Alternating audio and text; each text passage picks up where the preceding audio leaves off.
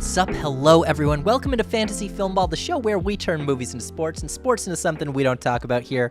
My name is Matt. My name is Dylan, and today we are continuing our post-Cannes Oscar predictions, this time diving into lead actor and actress and supporting actor and actress. But before we dive into that, if you're new here, consider subscribing. And of course, if you have any questions, leave them in the comments. We do not have time in this video to address every single actor, but if you want to know something, you want to know our thoughts, leave a comment. We will do our best to respond. And with that said, we're gonna jump right into Best Actress with my win pick, Mikey Madison in Anora. This is a bit of a bold call. I feel like a lot of people right now are gonna be saying she's too small of an actor, she's too young, but here's what I'm feeling. I think her movie is going to win Best Picture. It's going to be a massive award sensation. And if you look back at tight races over the past 10 years, almost every single time, it goes to the bigger movie. The only time when the bigger movie has not won in a tight race recently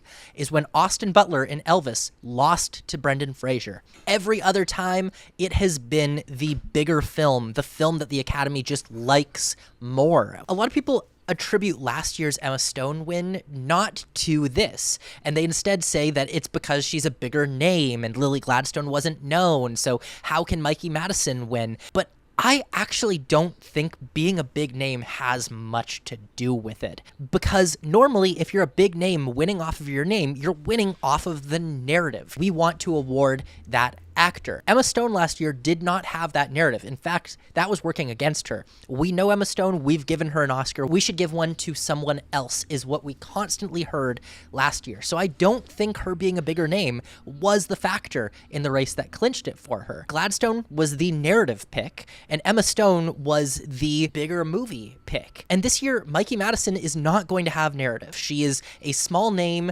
unknown, up-and-comer, but I think that can win in combination with being in a big movie. Look at some of the other prospective winners that we have here. Lady Gaga, Amy Adams, Angelina Jolie, Saoirse Ronan.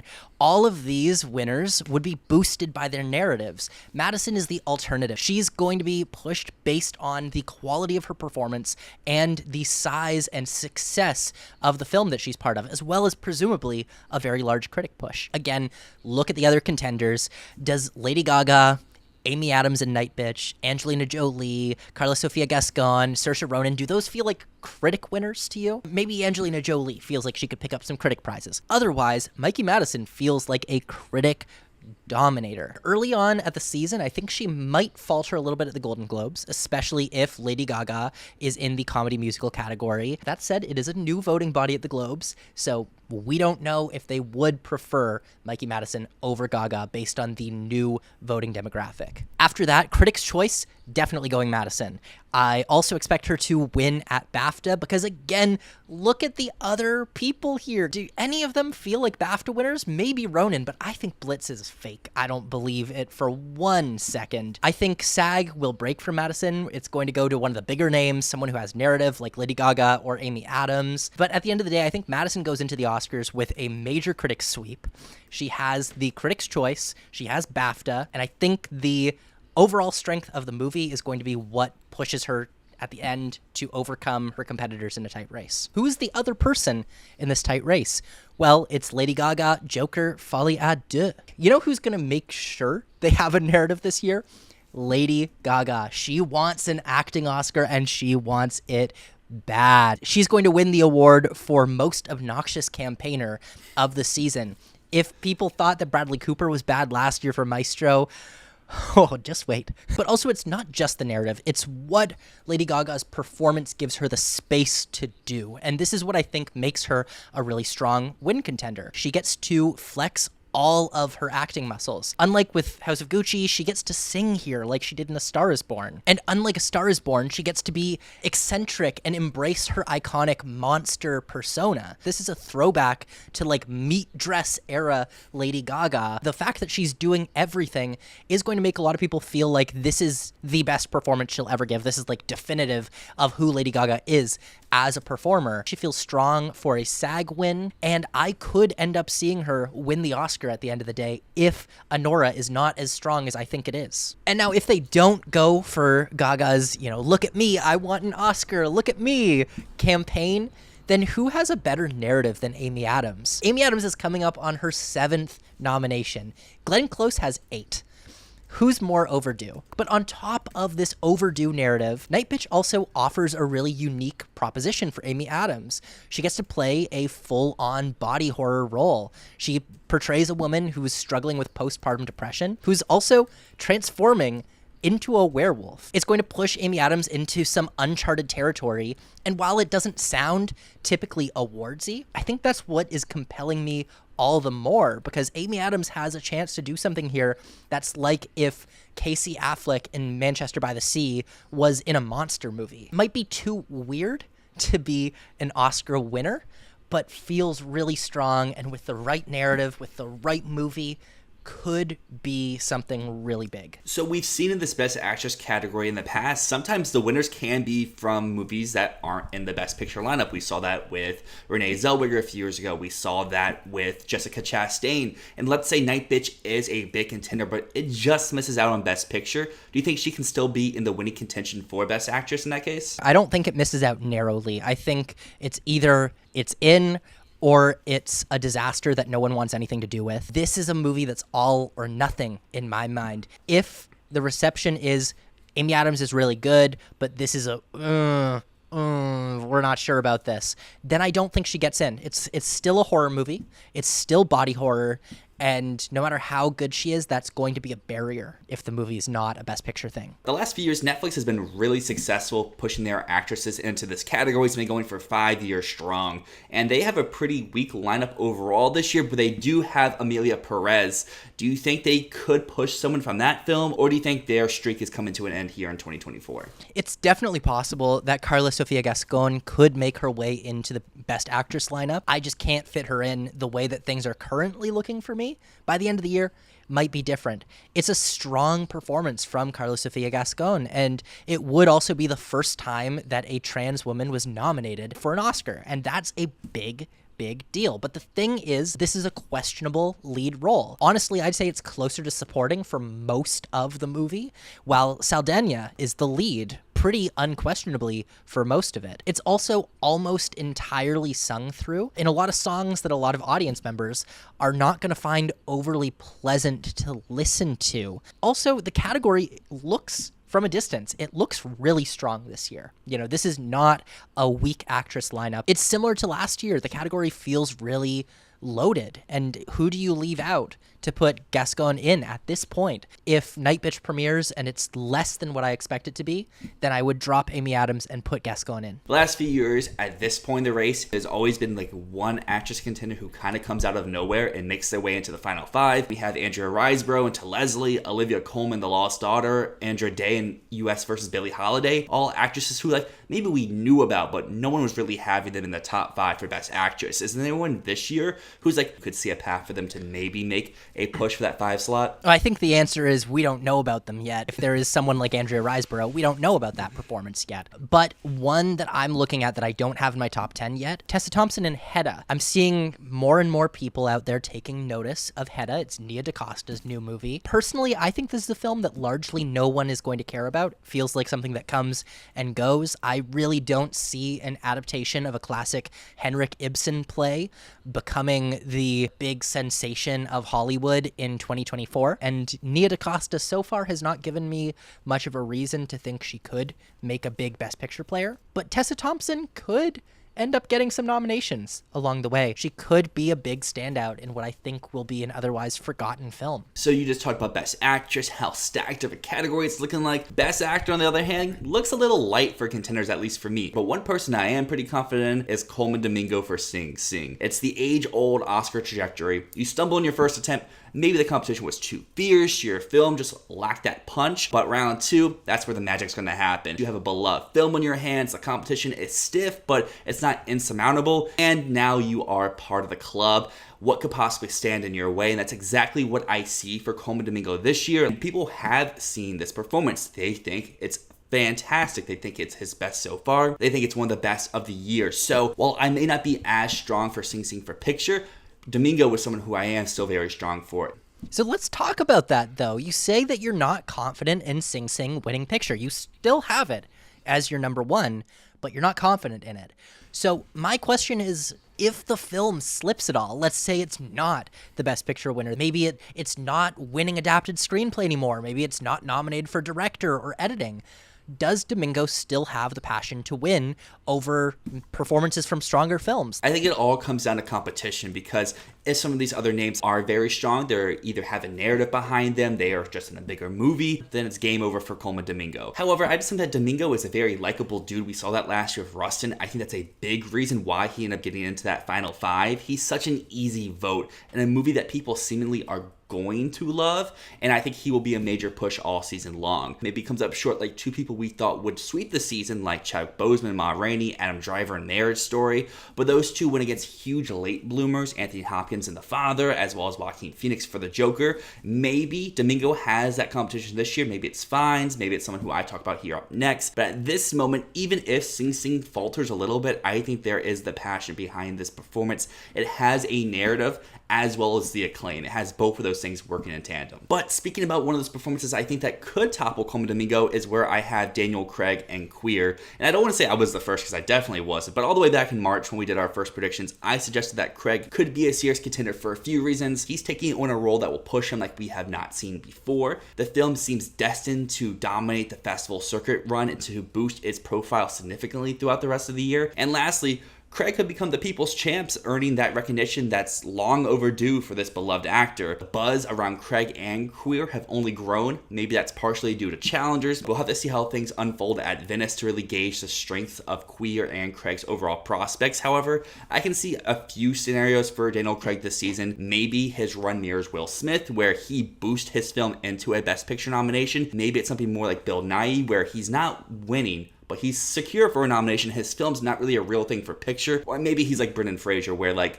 he wins some, he loses some, his movie falters, but maybe he's strong enough at the end of the day to win that Best Actor prize. And finally, you talked about Lady Gaga, let me talk about Joaquin Phoenix, because only 6 actors have ever been nominated twice playing the same role. And maybe Phoenix could join the club to be number 7 in Joker Folia Duh. But to me, what earned those 6 performances their repeat nominations was their ability to bring a new dynamic element to their characters in the sequel. Think about Stallone with Rocky or Pacino in The Godfather.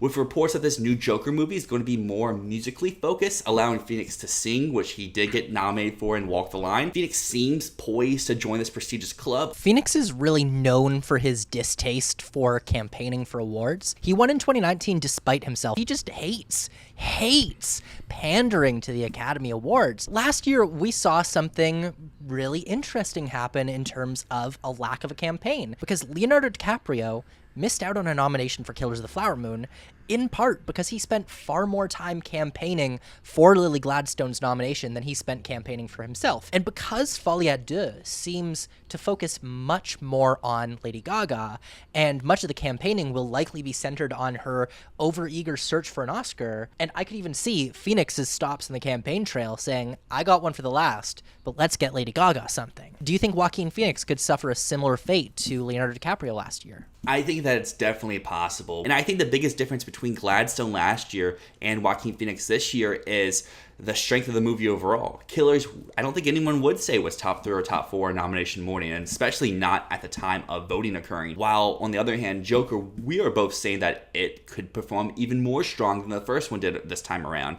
And then I think the other thing to remember is back in 2019, even though he's known to hate campaigning, to hate public appearances, he still made all the rounds. He went to the round tables, he went to the award shows, he did the press interviews, he did the junkets, he did everything, because at the end of the day, I think a lot of these actors do want the recognition. Now that he's gotten his prize, will he do it again? That's another question. Maybe he's done it once, he won, he doesn't need to do it again. I'm not saying Phoenix is going to win again for Joker, but I can definitely see him getting into this nomination because his movie's going to be stronger, he's doing something completely different, and I just think that in a weaker category, sometimes they may rely more on actors they know than bringing fresh faces into the mold. So in the past, you've been very hesitant to predict young actors for awards, and you were right when you said that Gabriel LaBelle had no chance for The Fabelmans, and last year you held strong that Dominic Sessa would not get a supporting actor nomination. This year, The Nickel Boys is being led by Ethan Harris, who is 23 years old. We both think the film is in Best Picture. Personally, I'm looking for more places to give nominations to the film. What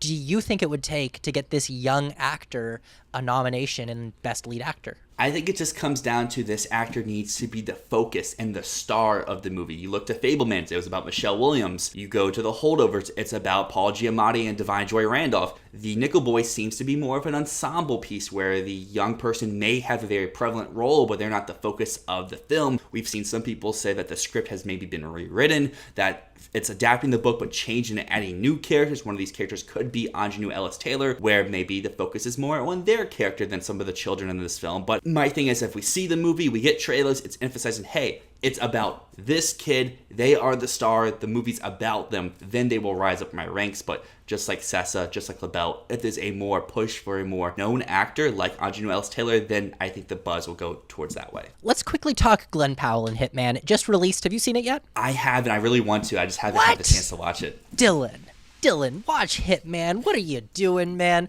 It just debuted on Netflix. It has great reviews, but of course, it is a Netflix summer movie, and as we've seen many times with Netflix summer movies, they get buried. But with the acclaim Glenn Powell has, do you think he's going to get any nominations through the season, and what does his trajectory look like for you? My biggest thing just comes to social media these last few days. Like you said, the movie just came out. The buzz doesn't really seem to be there. It's people talking about Inside Out. It's people still talking about movies from Q1 like Challengers, like Dune. People are saying, oh yeah, Glenn Powell's really good in that, but they're not really saying like, oh, go watch this movie. It's great. So like, I think he could easily get a Globes comedy actor. I think maybe he could get CCA if they do like 6 or 7 in the category, but I think that's kind of where it ends. I just don't think, like you said, Netflix will really care about this movie at the end of the day. Honestly, at this point, I think even Golden Globe comedy going for him is possibly not happening. It's gonna get buried. It sucks. But it's happening. Anyways, let's move over to supporting actor, where my win pick is Samuel L. Jackson in The Piano Lesson. But I don't have much to say about Samuel L. Jackson. He is a placeholder right now because no one else in this category feels like a winner to me, and he has narrative. I don't fully buy it though, and I'm not going to have much to say about this performance until we see some damn footage. So instead of talking about something where I have nothing to say, instead, I want to talk about Yuri Borisov in Honora, who I am genuinely shocked no one is talking about Yuri Borisov, because if Honora is a big awards movie, which I'm presuming it is, again, I have it winning Best Picture, he's the heart of this movie. He is a major comedic relief through the film, and he also brings this beautiful layer of warmth. He plays a Russian enforcer who ends up bonding with the main character. He is tasked with capturing her and basically restraining her, and there's this hysterical scene where Mikey Madison absolutely beats the shit out of Yuri Borisov, and it's fantastic. He plays this strong, silent type throughout the film. He doesn't show his emotions, but he always has this presence of kindness. And I know no one's talking about him, and it's possible that I'm being completely delusional, and I'm wrong about this, and no one else is ever going to talk about him, and I'm the only one who thinks that this guy is incredible. But I think as more people see the movie, he's going to get his credit. And I know some people are going to say, if you want to go for an Honora guy, why not go for Mark Adelstein, who plays Honora's husband? But he disappears for like 75% of the runtime, and that whole time he's gone, Yuri Borisov is there, and he is one of the most commanding presences on screen. I really hope people start talking about this performance, and because no one else is, I'm going to be the one right now. I'm going to try and force it. I'm going to try and Clayton Davis my way into saying that this is going to be a thing until it either is a thing or it's not. I know awards expert isn't the law, but you would be the only person predicting him on that website right now. I am. And Gold Derby's not open yet. You are the first. I hope that it works out for you. I haven't seen the movie, so I can't really comment, but it would be cool if you called this. Right now, I'm like you, calling Sterling K. Brown after seeing American Fiction last year. I had not heard a single person talk about Sterling K. Brown in the film. Now, of course, there's a major difference here. Sterling was a major TV star, You know, he had this sort of persona built up. He had goodwill, whereas Yuri Borisov is this Russian actor with no American fame. It's different. Also, keep in mind, the buzz around Nora at Cannes was not around its Oscar potential. You know, even Matt Neglia, Next Best Picture, when he reviewed the film, he wrote Oscar odds, Best Actress, Best Screenplay. Didn't write picture, didn't write director, didn't write editing, and we know now it is a potential in those categories. So I think the people who were there to predict Oscar chances, they weren't looking at the film through that lens. I feel like as we get into Telluride, as we get into TIFF, as that discussion starts more, Yuri Borisov is going to pick up more buzz. At least I really hope so. My next pick is Clarence Macklin in Sing Sing. And what Clarence Macklin has is a narrative similar to Troy Kotsur, to Paul Raci, Barkhad Abdi, or Hang S. Noor. He's an unknown. He's playing a role that feels like it was perfectly written for him. In fact, it was perfectly written for him because unlike the other actors that I mentioned, Clarence Macklin is directly playing himself. I don't know if we've ever gotten a nomination for someone who is acting as themselves in a film. I think probably the closest we've gotten is some of the supporting performances from Nomadland, which were never actually in the conversation. They should have been, but they never were. And so there's this great narrative around Clarence Macklin's life story. People are going to see his life reflected on screen, and I think that is potentially enough narrative to overcome some of these stronger performances ahead of him. And the final person I want to talk about here is Stanley Tucci in Conclave. Conclave looks like it's going to be one of the strongest ensemble pieces this year. Seems like there's a lot for every single actor in this movie to be working with. The film is about the election of a new pope, and the drama takes place within the papal conclave, specifically a battle between the more conservative side and the more liberal sect of Catholicism, tradition versus progression. Stanley Tucci plays Cardinal Bellini, who represents more of the liberal side. What makes me think Tucci is a little bit stronger is that his character is close to Ralph Fiennes' character, who is the main character of the film. There's also apparently scandals that happen through the story affecting both Stanley Tucci and John Lithgow's characters. I haven't read the book, but I think the scandal that hits Stanley Tucci is going to be much more involved, much more dramatic than the scandal that hits John Lithgow's character. And so I think that's going to give him more to work with. And Stanley Tucci, he's just a very loved character actor who rarely has been given roles with the potential for awards, but I think he's beloved in a way that could score him some awards attention. I do plan on reading Conclave in the next few weeks and doing a video about it, so stay tuned for that, because my tune might change on who has a better role in it. But the CinemaCon footage also did say that John Lithgow was not shown much, so that's also why I have Stanley Tucci very high and John Lithgow quite low. Going off of that, I mean, this category has been one to produce so many double nominations over the years, and we saw last year of Poor Things, a film that was so strong, miss out on this. Do you think that norm of supporting actors guaranteed for double nominations continues to miss again this year if, like you said, Lithgow's not very much in Conclave? I mean, there's a few potentials here. We could see Paul Raci join Clarence Macklin for Sing Sing. Of course, there's a potential that John Lithgow is a big part, and we could see both Lithgow and Tucci in. Hey, if Challengers suddenly becomes a big thing again, we got O'Connor and Feist. But that's ridiculous to even suggest. 99%, there's no double nomination in this category this year. There could be one in supporting actress with Emilia Perez. I kind of doubt that there's a double nomination this year. We gotta address the morb here. Chris Hemsworth and Furiosa. I love him in this. But I mean, like, Charlize Theron couldn't even score for Furiosa when that film was definitely top 3 or 4 in picture. I just don't see how Hemsworth's really even in the conversation, because this movie's flopping at the box office, has worse reviews than the first one, and there's like no buzz already. Warner Brothers has so much on their slate already. Do they have room to even like throw him a bone for something? Okay, let's talk about it. He is definitely going to drop off my list very, very soon, but you gotta humor me for the next 2 weeks. 2 weeks, and then he's gone probably. But here's what we know. Warner Brothers is preparing a campaign for Chris Hemsworth. We've been told this. He's been getting the most acclaim for his film by far. Anyone who talks about the film, you know, you go onto online spaces, they're like, damn, I didn't know Chris Hemsworth could do that. Charlize Theron is different. That is a different thing, because I don't recall back in 2015 many people calling for a nomination for Charlize Theron. She was largely silent through the runtime. Chris Hemsworth is anything but that. Hemsworth has this big, showy, explosive villain performance, and even if not at the Oscars, I could see him get like a Satellite Award nomination, maybe some regional critics groups. So there's a path, but it's not a good path. Let's move over to supporting actress. The Room Next Door is officially confirmed for 2024 on the day that we are recording this, and that is why Julianne Moore is now my number #1 in the category. After The Apprentice premiered and we all discovered that Maria had a little bit less screen time than we all expected, we all kind of scrambled to find a new frontrunner in this Best Supporting Actress category. Considering that this is Pedro's English language debut, The Room Next Door is with Sony Pictures Classic, who has amazing track record and campaigning, especially in the acting categories, coupled with the goodwill and buzz around Julianne Moore following last year's May-December. Everything might align perfectly for her to win her second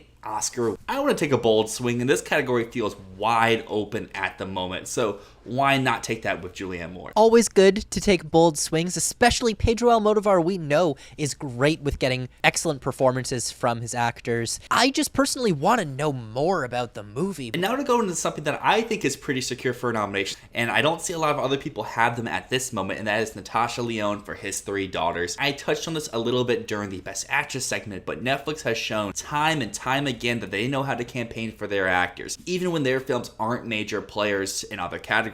Recently, we've seen this with the likes of the Nyack Girls, the Lost Daughter duo, Ana de Armas and Blonde, Vanessa Kirby and Pieces of a Woman, Glenn Close and Hillbilly Elegy. The list can go on, and Netflix acquired His Three Daughters last year at TIFF and seems to be holding it for this year's awards season. They're clearly positioning this film for a similar campaign to those ones I talked about before, and Natasha Lyonne seems to be the one of the bunch that has the most buzz going for her. It's something that I think people should take a lot more serious than what I clearly see that they're doing right now, whether that's on Awards Expert, on other pundits, or whenever the Gold Derby odds eventually open up and she is going to be 100-1. I mean, I've seen the film. I think she's fantastic. I'd love to see this nomination happen. But I do worry that as Netflix populates their slate, as we start to see those gaps in their release schedule fill up, they may shove this one to the side. We already know this has a first weekend of October release date. We can see patterns show up in Netflix's release strategies year after year. For example, some of their Best Picture nominees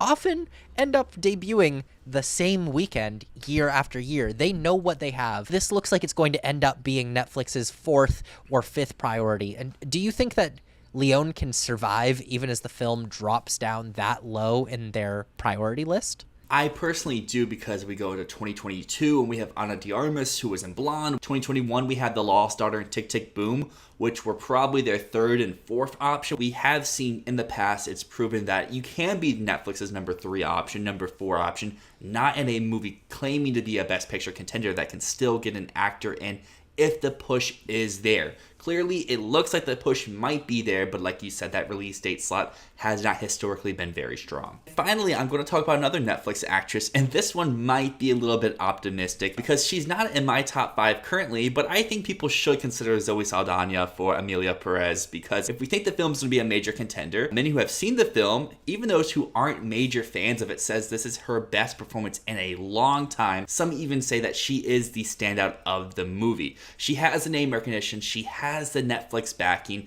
and she has a role that could maybe be category fraud, as I'm sure you'll talk a little bit about here, could still make major waves, because like, look to last year, we had Jodie Foster get nominated for Nyad in a very similar situation. She had more screen time than Lily Gladstone had in a film that was a whole 90 minutes shorter. If Netflix positions Saldana in the supporting actress category, yes, maybe it's fraud, but I could see her having a patchy run leading up to the Oscars where maybe she gets a BAFTA and scoring some critical precursors here and there, but eventually landing in the final 5 if Emilia Perez is a Best Picture contender and that Netflix slot. Having also seen this film, I do believe that Zoe Saldana being in the Best Supporting Actress category would be the most egregious category fraud of all time. And if not the most, it would be tied with Rooney Mara for Carol being in supporting. Not only is Zoe Saldana a bigger part of this movie than Carla Sofia Gascon, it's her story. She rarely leaves the screen. And I just can't see people falling for category fraud this major. However, Selena Gomez does have a true supporting role, and she spends most of her screen time yelling and screaming and being loud, like it's an obvious performance, whereas Saldana is a little bit more low-key. If Saldana also goes lead as well as Gascon, do you think Selena Gomez could get in here, or will her past Disney stardom hold her back? I think it's kind of a mixed bag, because I think that Netflix is smart enough that they'll pick one for lead and one for supporting. So maybe they'll put Saldana in lead. It's kind of like Once Upon a Time in Hollywood with Leo and Brad Pitt, where They're clearly co-leads. No. You just gotta put one in supporting. So different. It's like Carol, where, Carol was the title character but was a supporting role, and they put her as lead, and Rooney Mara gets shoved to supporting despite being the main character. Maybe The Favorite is a good example, but I think Saldana is much more of a lead than Emma Stone was in The Favorite. But I still think my same reasons here for her and supporting actress would carry over to lead if she's the one being pushed. But for Selena Gomez, I think there's definitely a shot for her. I think that, like you said, her past Disney baggage would play a part, but I think that, as I've said numerous times in this episode, I don't want to sound like a broken record, Netflix knows how to campaign their actors. So if she's the one that Netflix wants to focus behind, then I'm all for it. We'll see pretty early on how is Netflix positioning this film, because as we saw, again, going back to Blonde, something that I held true with all year long, Netflix was trying with everything to make Ana de Armas happen, and then eventually she did, even if the film got horrible reviews and was bombed from the start, and Emilia Perez is already off to a much better start than that film was. And I suppose it's not quite the same. Austin Butler did act on quite a few Disney shows, and that did not hold him back whatsoever. I mean, Kristen Stewart got a nomination in a post-Twilight world, so why can't Selena Gomez if the cards fall right for it? So I do want to ask you, you've mentioned Javier Bardem before as being one of your supporting actor contenders, but you don't even have Rebecca Ferguson listed for Dune Part 2. Sure, yeah, she did not get nominated last time, but she has more to work with here, and it's a weaker year for the category. So what is your reason for not even having her in your top 10? Maybe I'm looking in the wrong spaces. I feel like outside of our server, I have not seen much praise go to Ferguson. Like, people say she's good, but she's not saying like, oh, she needs to be nominated. I still think that if a Dune actor is being nominated, it's Bardem. It probably stops there. The reason that I do have Zendaya higher than Rebecca Ferguson is purely because she has 2 movies out. If Warner Brothers does put a push behind her, you'd be like, oh, you're voting for Zendaya here in Dune, and you're also voting for her in Challengers, because we both say that currently Challengers is not really a picture thing. We both have her outside of lead actress over there. Could be another one of those instances where you're in 2 great films in one year, just the film that has the more passion, the more buzz behind it. That's the one you'll be nominated for, even if your performance was better in the other one. Also, you're clowning on me for Chris Hemsworth at my number 10 slot.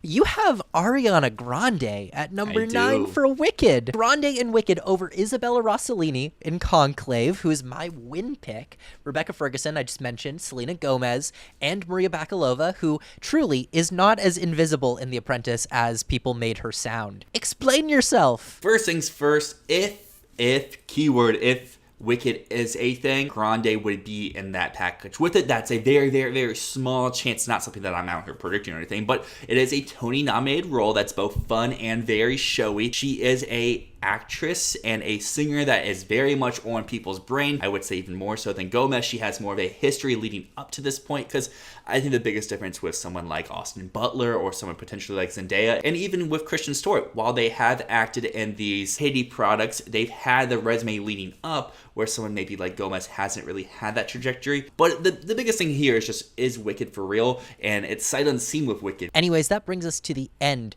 of our acting predictions. If you stuck to the end, make sure you leave us a comment, ask us a question, drop a like, drop a subscription. We'd love to have you around here. But until next time, my name is Matt. My name is Dyl, and this has been Fantasy Filmball.